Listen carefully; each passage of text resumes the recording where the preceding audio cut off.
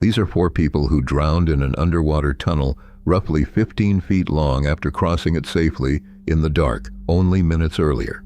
This is what happened at Gollum's Cave in Provo, Utah on the 18th of August, 2005, and why the version of the story circulating today gets nearly every detail of it wrong. Short-form video pushed this case to a mass audience around 2023, and those retellings carry invented measurements, an invented water temperature, and an invented rescue attempt. We are working from the newspapers, the police statements, and the medical examiner's findings, and wherever those sources contradict each other, we will say so.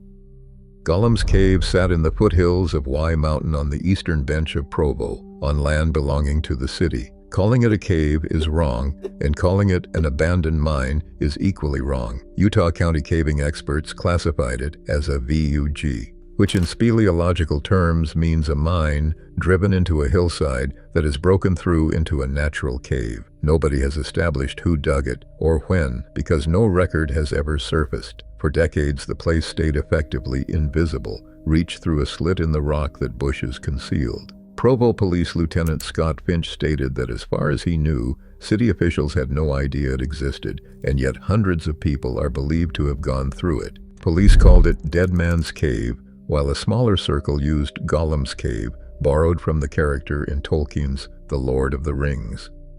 All 4 of the dead lived in Utah County. Scott Kelleran McDonald was 28, J. Blake Donner, 24, Jennifer Lynn Galbraith, 21, and Ariel R. Singer, 18. 3 of them had attended Utah Valley State College, and the loss folded back on itself there because Laura Hamblin, Donner's mother, taught English at that college, while Doris Galbraith, Jennifer's mother, worked in the same department. The 2 women were colleagues. A 5th person went along that night, Joseph Ferguson, 26, of Reno, Nevada, and he never crossed the water. Ferguson is the reason anyone knew where to look. Which brings us to the name, and to the first correction. Nearly every version online claims that locals had called the place the Cave of Death for years. Steve Hundley, who ate dinner with the group the night before, told the Deseret Morning News that one of the young women described an earlier trip during which she passed out from the cold and still got herself out. The group jokingly dubbed it, in Hundley's account, the Cave of Death,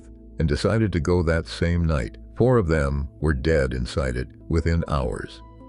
Past the entrance, a passage ran roughly 90 feet to a fork, and the wet branch led onto a chamber with a hole in the floor. That hole opened into the flooded tunnel, given as 15 feet by the Deseret Morning News and the Salt Lake Tribune, and as 12 to 15 feet by police, with a bore of roughly 3 to 4 feet. Waiting on the far side was the reward, a small chamber of chest-high water under a tapered ceiling around 6 feet at its highest point. John Jasper of the Timpanogos Grotto later called it a room where you could barely stand up out of the water, and said it did not seem worth the risk. A rope ran the full length of the flooded tunnel, tied to a rock at one end and a log at the other. Here is the trap. The tunnel did not stop at the exit hole. It continued past it into a dead end, which meant a swimmer coming back who overshot the opening found nothing but more tunnel, while silt lifted off the floor turned clear water opaque within seconds. Brian Lamprey swam that tunnel before the accident, missed the exit hole on his way back, and was holding the rope at the time.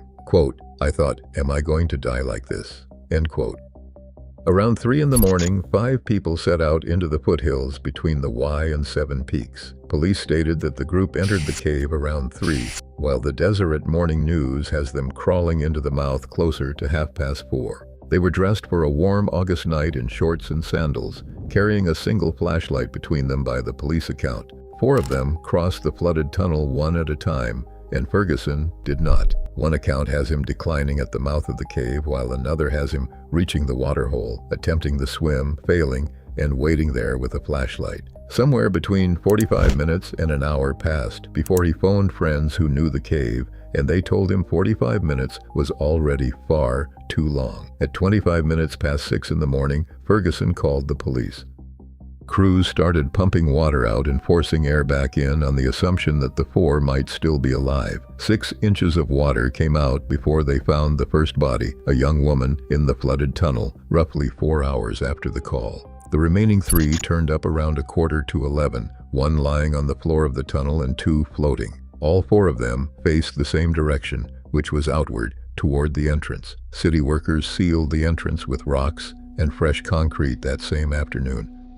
What killed them is where the online versions do the most damage. The state medical examiner ruled the cause of death for all four as accidental drowning, and toxicology released in September confirmed no drugs and no alcohol in any of them. Rescuers speculated that the first body found may have blocked the exit for the other three, and they called that speculation rather than a finding. A year later, the Salt Lake Tribune published the reconstruction most experts had settled on, drawn from a rescuer's log. The four swam through one after another, met bad air in the small chamber, struggled back through silt-clouded water, and may have lost consciousness before reaching the exit. The number that has taken on a life of its own since is 19%, which is what a sensor later measured for the oxygen concentration inside that chamber. Normal atmospheric oxygen sits at about 20.9%, so 19 counts as mildly deficient, and that is not an asphyxiating atmosphere. What it does is degrade judgment and shorten how long you can usefully hold your breath.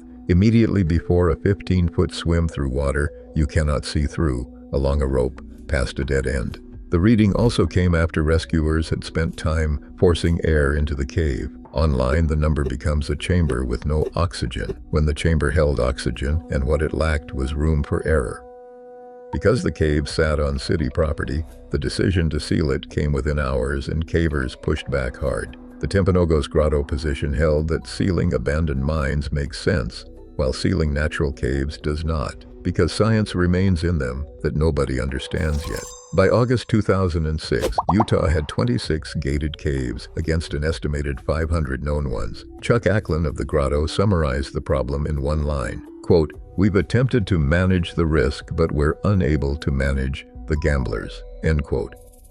There is a direct sequel, and it is why this story is not really about one cave. May of 2006 brought a gate to Nutty Putty Cave, which rescue logs had flagged as a hazard long before 2005, and it went up only after the Gollum deaths. None of it was enough. On the 24th of November 2009, John Edward Jones, a 26-year-old medical student, became stuck upside down in a narrow crevice there and was pronounced dead after roughly 27 hours. Recovery was judged too dangerous, so every entrance was filled with concrete. 2 Utah caves, 4 years apart, both sealed permanently, one to keep people out and one because a man could not be brought out. Gollum's cave has stayed sealed since that August afternoon.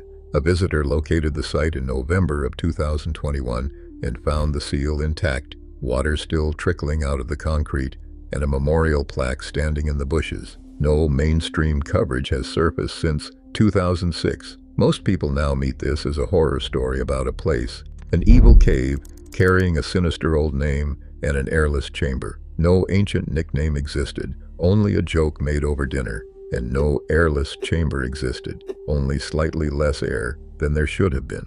What existed was a 15-foot swim, cold water, a guide rope, a cloud of silt, a dead end just past the exit, and 4 people who had already made the crossing once, found together in the tunnel, all facing the same way, toward the air. The cave was not simply dangerous, it was survivable, hundreds of times over, right up until the moment it wasn't.